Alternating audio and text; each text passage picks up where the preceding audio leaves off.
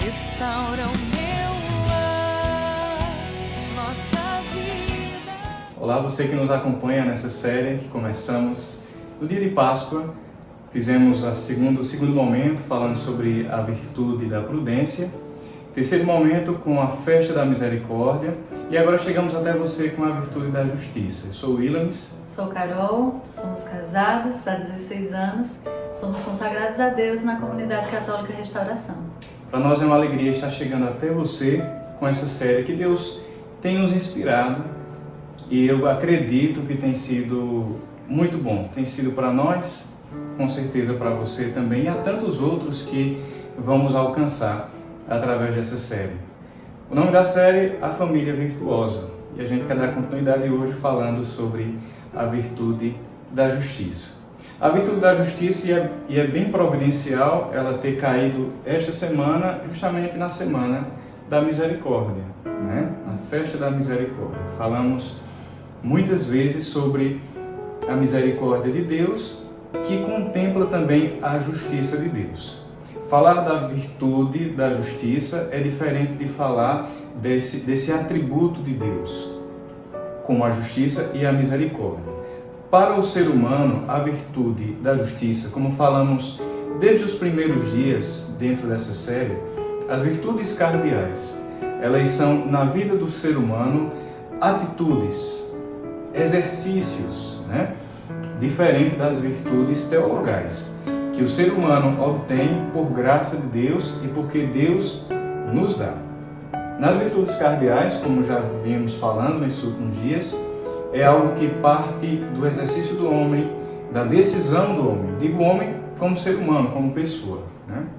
E a virtude da justiça, chegando nesta semana de forma providencial, na Semana da Misericórdia, na semana que celebramos a festa da misericórdia. Falamos no último encontro, né, sobre a misericórdia, você pode estar acompanhando em outro momento, né? Falamos sobre a festa da misericórdia. E tratar da virtude da justiça é dizer que a virtude da justiça para o ser humano é ele dar a Deus e dar às pessoas aquilo que é justo, aquilo que é devido. Dá a Deus o que é justo e dá aos homens aquilo que é justo. Você pode me perguntar, sim, mas como assim? Né? Como assim dar a Deus o que é justo e ao homem o que é justo? Vamos entender melhor isso aplicando isso de forma prática. Quem é Deus? Deus é Deus. Quem é o homem? O homem é o homem. Deus é o Criador. Deus é o Pai. Nós somos os filhos. É assim? Pensando relação pai e filho como uma relação pai biológico e filho biológico, né? Como nós lidamos com essa relação em nossa casa? O pai, naturalmente, ou a mãe, são aqueles que exercem autoridade, né? São aqueles que conduzem o lar. Para pensar a relação pai e filho, entre nós como filhos de Deus e o pai, e Deus nosso pai como o pai dessa relação, é entender que nós devemos a ele, por exemplo, obediência, né? É entender que dentro dessa justiça, dessa virtude da justiça, dar a Deus o que é de Deus é adorar a Deus e amar a Deus. Aos homens, a nossa relação com os homens, com os irmãos, com a humanidade, nós devemos a elas amor e misericórdia. Falamos disso, né? Festa da misericórdia. Tocamos em alguns pontos ali práticos que poderíamos exercitar isso. A Deus devemos o respeito, a obediência, o amor, a adoração, né? Na adoração contempla tudo isso. E na realidade, na experiência com os irmãos, o amor e a misericórdia. Exatamente. E separando bem assim de forma que possamos aplicar essa adoração a Deus. O que é que eu preciso dar a Deus? Eu, como uma pessoa virtuosa, vivendo a virtude da justiça, o que é que eu tenho para dar a Deus? Como agir, como viver diante de Deus? Aí é onde a gente vai pensando, onde a gente vai refletindo e vendo que as minhas ações precisam demonstrar isso para o Senhor, né? O a minha justiça é a minha prática. Eu buscar viver essa obediência que o Williams já falava. Quais os 10 mandamentos? Conhecer a palavra de Deus, conhecer e participar daquilo que é divino. E aí a gente vai para a missa, e a gente vai fazendo estudo bíblico, a gente vai se aprofundando nos caminhos do Senhor, para que a minha vivência, que a minha espiritualidade, ela seja concreta. Não fique só no conhecimento. Eu preciso, eu conheço a palavra de Deus, né? Tem pessoas que dizem versículos bíblicos, pode estar até numa roda de amigos, no bar, em qualquer situação, a gente sabe que muitos conhecem, né? Pelo menos algumas passagens, né? Traz na sua consciência aquilo que é certo, aquilo que é errado.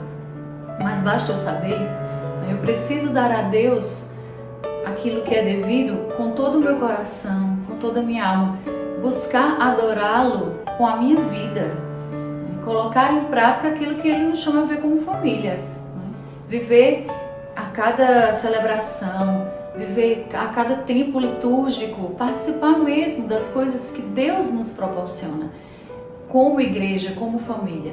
A gente vai percebendo que essa prática me leva a dar a Deus o que é parte dele, né? Viver esse louvor, essa gratidão a Deus. Quantas vezes a gente luta tanto, rala tanto por coisas que são passageiras, por coisas e situações que vão passar, mas para Deus é aquilo que é eterno. Aquilo que eu vivo, aquilo que eu faço se torna eterno, porque a gente vai estar não construindo e entendendo que a nossa vida é aqui e pronto, mas a gente está de passagem.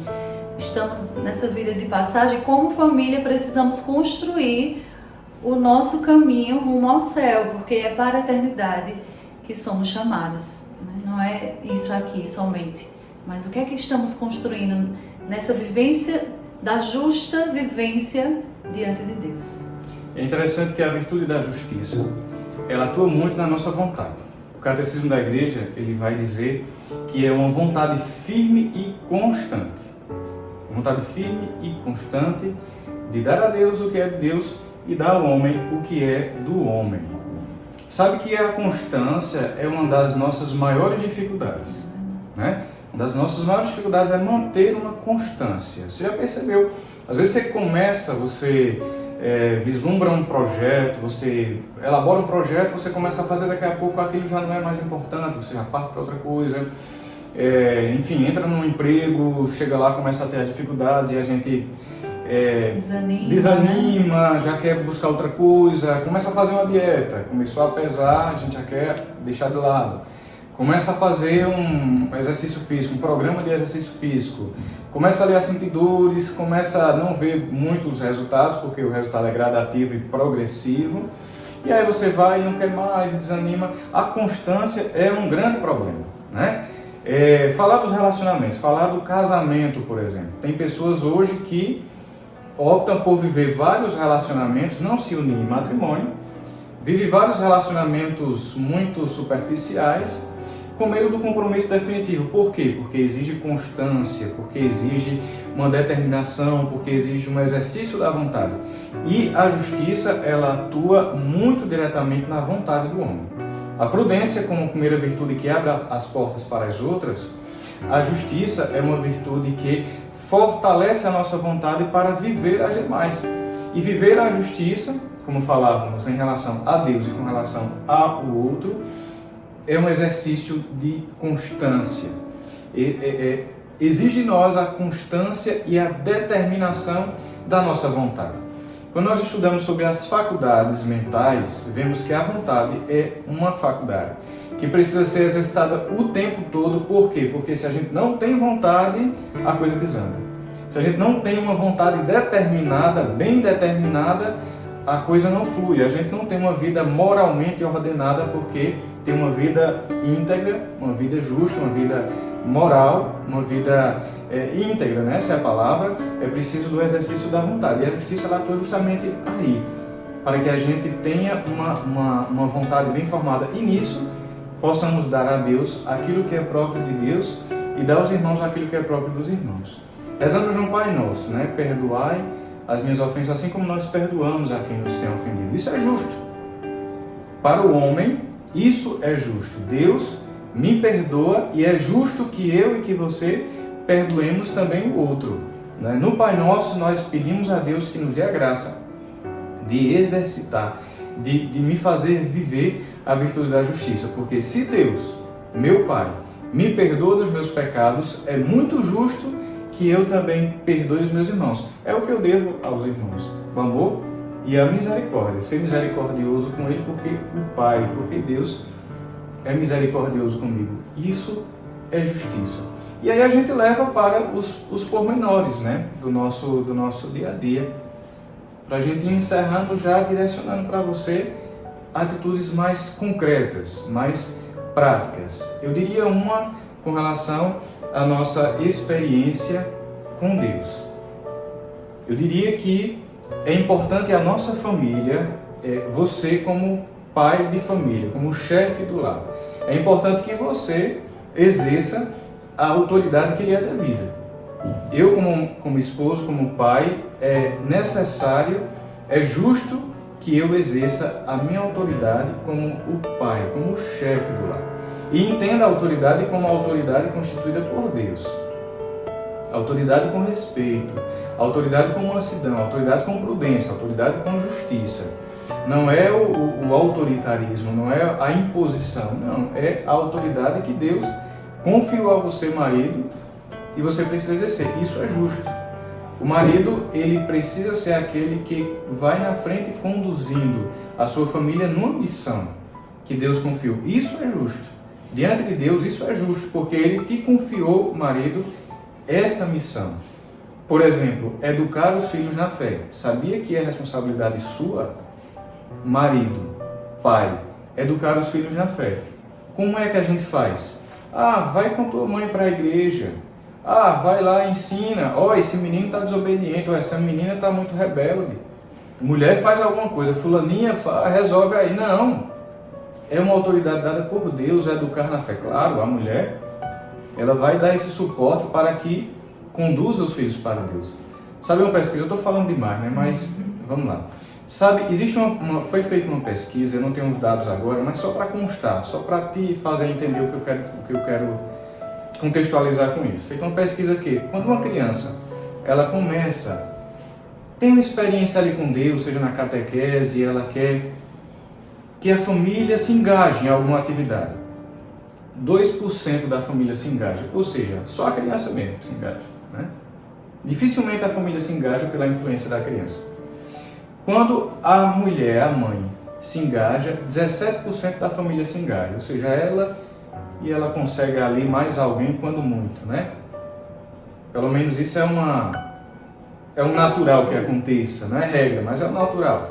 Quando o homem se engaja na vida de fé, 93% da família se engaja, ou seja, boa parte dos filhos, ou um ou outro fica de fora, ou um ou outro fica com uma experiência ali meio que relapsa, mas praticamente a família inteira se engaja na vida de fé. Então, para dizer o que, marido? É justo que você seja o principal condutor da vida de fé da tua casa. Então, uma orientação para o marido: leva os teus filhos para a igreja, leva os teus filhos para a catequese. Quando está maior, engaja os teus filhos em projetos da igreja com a juventude. Seja você o exemplo primeiro, reza na tua casa, chama a tua família para rezar. Isso é justo, isso é justiça. E a mulher? A mulher é esse auxílio oportuno. Para a mulher viver a justiça, ela precisa estar sendo essa motivadora e junto com o esposo, levar os filhos, a família, motivá-los para viver essa realidade na igreja, família e igreja, dando a Deus o que lhe é devido. Então, quando o homem tem esse papel fundamental, assume de fato a sua missão, levar os seus para Cristo, é ótimo, porque a mulher continua na sua sabedoria, ela dá essa continuidade. Mas você pode estar me perguntando, e estar se questionando, quando o esposo vai é ótimo, mas e o meu? Como o meu não participa, só diz, vá todo mundo para a igreja e eu fico aqui. Então, mulher, não desista, né? Continue fazendo a sua parte, continue também abraçando essa causa como missão, porque a semente que você está plantando, ela um dia vai dar frutos. Então, a mulher vai também continuar sendo essa que leva a Deus, que busca a vivência para os da sua casa e vai construindo essa família em Deus. Então, o que é que acontece também? A mulher precisa dessa sabedoria, porque muitas vezes a mulher que participa tanto da igreja, que está engajada em pastoral, em comunidades, participando ativamente, ela às vezes deixa um pouco a desejar a sua missão dentro de casa, que é a primeira missão, a primeira comunidade é dentro da nossa casa. E nós precisamos ter essa atenção, esposa, mãe. Eu preciso dar a Deus com todo amor, com todo zelo, buscar viver tudo o que Ele me chama a viver, mas sem ser negligente dentro de casa. Que muitas vezes tem mulheres que vão, que fazem esse papel bem direitinho, mas em casa não está fazendo. Não está cuidando do esposo, não está cuidando dos filhos, a casa fica de qualquer jeito, é um desleixo, e isso não é justo. É verdade, isso não é justo, até porque estamos falando de virtudes e de famílias virtuosas. Então, falar de famílias virtuosas é falar de virtudes que elas se manifestam na família. Então, é questionável muitas vezes, isso é os dois lados, tanto o homem quanto a mulher, a experiência de fé que não exala, que não é transmitida nas experiências familiares. Então, falar de prudência, falar de virtudes, estou parado na prudência, falar de virtudes é falar nessas realidades que se manifestam principalmente no nosso lar. Então, isso é justo, é justo que nós sejamos o que nós somos chamados a ser, em casa e fora. Carol tocou num ponto que acredito que a maioria das famílias vivem. Hoje é um dado muito concreto. A maioria das famílias, a mulher serve a Deus, busca a Deus e o marido não. Infelizmente é desse jeito, não era para ser.